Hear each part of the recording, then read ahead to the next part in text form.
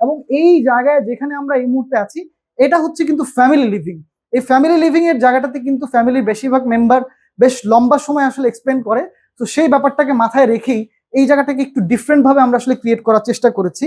আমরা normal floor থেকে একটু এলিভেট করে আমরা এই জায়গাটাতে কিন্তু একটা উডেন ফ্লোর রাখার চেষ্টা করেছি, যেটা আমাদের ক্লায়েন্টের আসলে বিশেষ পছন্দের মধ্যে একটা জায়গা ছিল।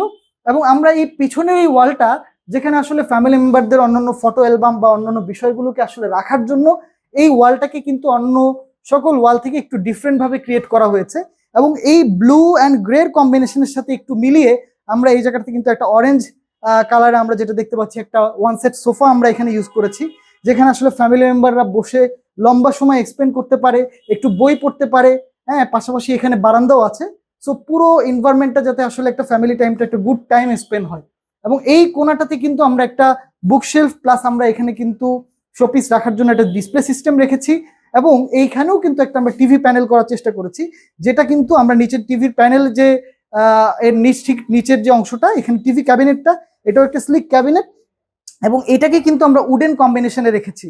সো সবকিছুর মধ্যেই হোয়াইটের সাথে একটা উডেন, একটা অরেঞ্জ কালারের একটা কম্বিনেশনে খুবই চমৎকার একটা অ্যাম্বিয়েন্স ক্রিয়েট হয়েছে।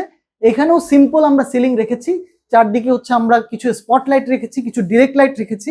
সবচেয়ে চমৎকার যে জায়গাটা, ঠিক লবিটার অপোজিটে এই ওয়ালটাকে কিন্তু আমরা খুবই চমৎকারভাবে সাজানোর চেষ্টা করেছি, যেটা আমরা আসলে ওয়ালের মধ্যে কিছু ফ্রেমিং করে এর মধ্যে কিন্তু আমরা খুবই চমৎকার কিছু ডেকোরেটিভ লাইট ইউজ করার চেষ্টা করেছি, যেটা আসলে এই ফ্যামিলি লিভিং এর এনভায়রনমেন্টটাকে আরো অনেক বেশি সুন্দর করে তুলছে।